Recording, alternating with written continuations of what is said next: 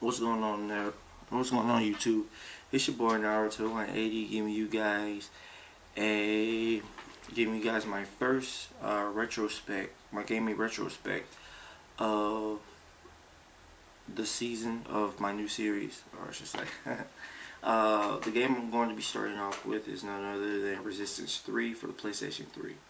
I just beat the game a couple of hours ago, and I wanted to share some of my thoughts about the game or whatnot.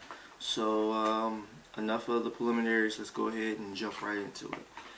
First thing I want to go ahead and talk about is the story.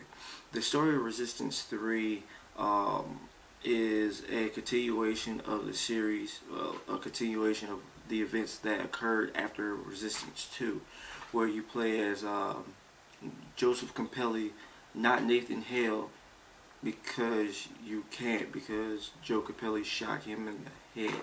Spoiler. But yeah, but anyway, the game's been out, that Resistance 2's been out forever, but anyway, go check it out. It's awesome. But anyway, the story entails your follower Joseph Capelli and the events after that fateful event, that action that he did against Nathan Hale.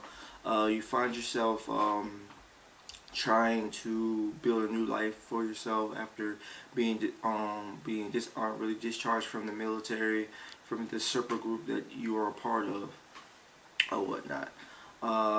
You get married, you get married and have a kid, but that's wonderful. But there's just one problem. The Chimera have taken over the world, and the human race have been forced to live underground, forced to live underground, and whenever they can, they attack the Chimera in small like guerrilla style type tactics in order to get wherever they need to get in order to survive. Another thing in this game that is pretty cool is the fact that with I should have mentioned this, is with Nathan Hale's death, they used his body to form a vaccine for the Chimerian virus, which they used for the Serper group in the military, to basically return them back to their human state. This plays a huge role in the game, which when I get to gameplay I'll talk to you about. But the basis of this game is playing Joseph Capelli. You're confronted by a scientist, a Russian scientist, that had appeared in the previous two games that quote unquote helped Nathan Hale or whatnot, and he's come to you begging you to help him in one of the last missions that he feels that could beat the Chimera, which is this. His plan is this. He wants Joe Capelli to accompany him to New York City in order to take down a tower that is chained to take down a tower that's pretty much connecting all the other towers around the world, that is lowering the temperature of the planet Earth, which is basically forming a new ice age on planet Earth. And also, if you recall, if you have played the previous two Resistance games, that the Chimera can only survive in low temperatures or whatnot. Hence the things that they have on their backs, which is a cooling agent to lower their body temperatures, and they need it to be cold in order for them to survive. And if you can put two and two together, Joe Capelli has to go to New York to take down the tower, which will in turn have a chain reaction, which would raise the temperature of the Earth back up and pretty much drive back the Chimera, which they would have a livable atmosphere to roam on anymore. I thought the story of this game, to me personally, I thought the story of this game was great. I felt like they hit what they were going on, what they were trying to produce. It was dark, it was gritty. You actually did feel that in some instances there was no hope for the human race, because the Chimera pretty much had Earth and the human beings on Earth like they were holding them on to like an iron fist. They couldn't do anything without the Chimeras knowing about it, which was, I mean, pretty dang well depressing or whatnot. And within this game, slowly but surely, you get to see the flickers of hope of people actually fighting against the name resistance of the Chimera, and it's just trying to like drive them back, even though it seems like all hope is lost. Gameplay. The gameplay of this game. I'll start with the enemies. With the Chimera. One of the things that has been a staple of the Resistance franchise is the fact that the Chimera AI, or your enemy AI, is very high. They're able to flank you. They're able to flank you. They're able to overwhelm you with enemies at one point at times in this game.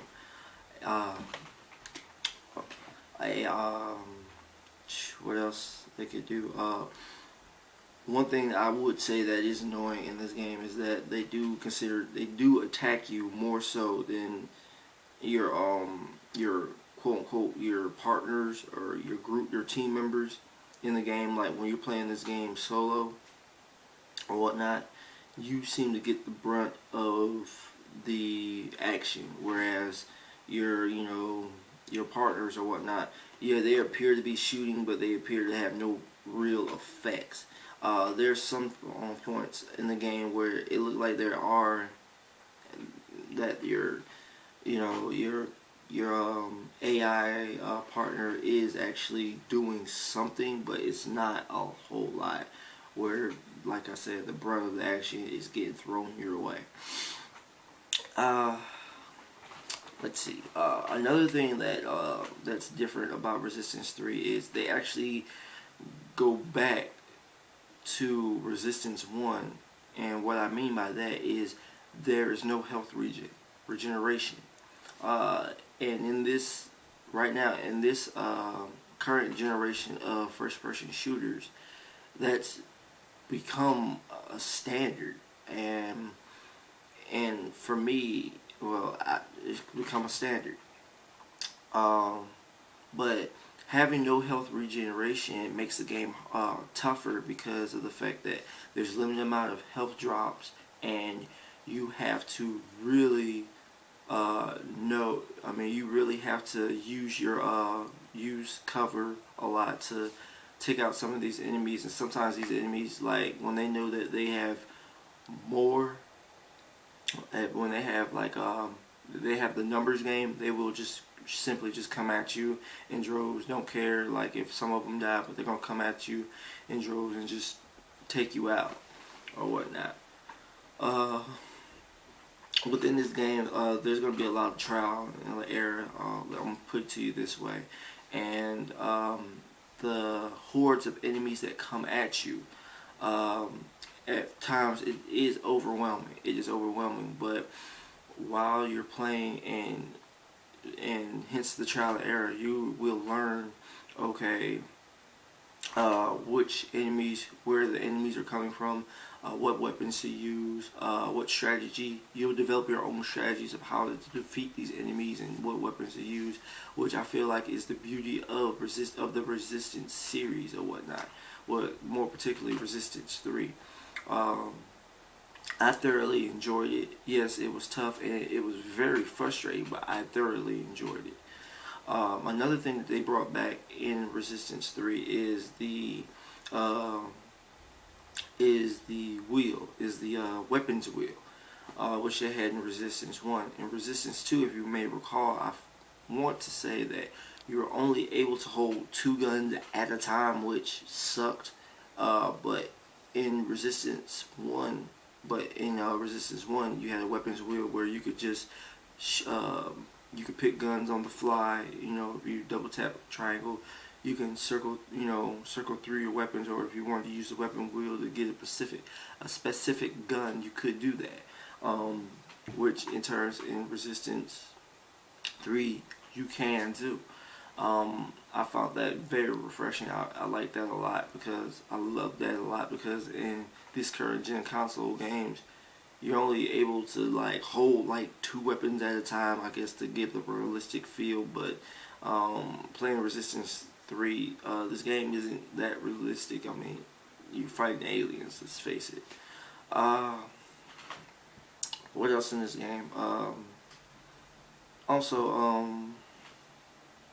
there were times in this game which I guess kind of angered me, was the fact that in the weapons wheel, when you used it, you want one gun, like say like you want the bullseye, and you're like, you look in the weapons wheel, you're targeting the bullseye, and all of a sudden you get the unger, which like that, you know, kind of threw me off on a couple occasions with this game. And another thing is just going back to the enemy AI.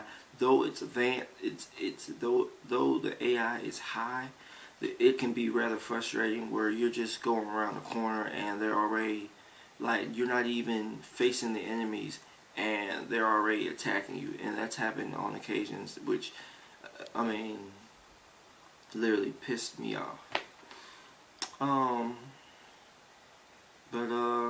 Pretty much also there's a couple of different weapons that they throw in at you, which I'm not gonna spoil it, but I will say this: you get a melee weapon, which is pretty cool, an actual melee weapon, which is pretty cool.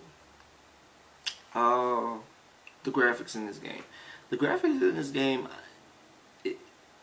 they're good. There's not a lot of color that I've seen in this game, because it's rather dark, it's gritty or whatnot.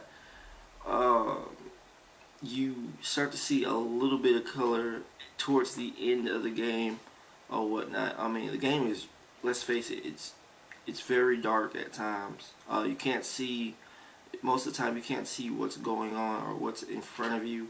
At one point in time, I actually had to up the brightness, not only in the game but also on my TV, so I could actually see what was going on in the game. That was a detriment, I felt like, but I understood that, you know, they were going for that dark, gritty feel. But like I said, the colors, they brighten up a little bit towards the end of the game. I mean, the graphics were, but you know, going off of that, the graphics, I felt like they were top notch. The cutscenes in this game were very well done. Very well done. The voice acting, everything was just well done. The music in this game is very fitting. It pulls you into the what's the word I'm looking for? It just pulls you into the environment more up to this game. It makes the music in this game is very depressing or whatnot. It's just fitting for this game, and like the more you play this game, the music, you know, the feel of the music, you know, it just, you know, it grows on you. My thoughts of this game. Personally, my thoughts in the game, I think it was a great experience for me to play. It gave me a, it was my blast from the past of how first-person shooters used to be and how they should be. I feel that playing Resistance 3, and then, I mean, well, on playing Resistance 3 before then playing first-person shooters like Call of Duty and Battlefield, it makes you see how the first-person shooter genre has gotten easier over the years because of the health regen, and I think that this game, Resistance 3, it's going to deter a lot of first-person shooter fans because there's no health regen, and I feel like people are going to play this.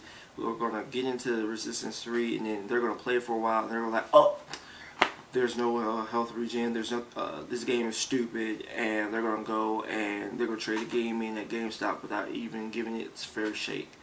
Yes, people, this game does not have health regen like the games that you're used to, which makes this game a lot more difficult than those other games. But having no health regen makes this game even more fulfilling. Once you just it makes this game more fulfilling because of the fact that there are waves of enemies, and these enemies have their intelligence are higher.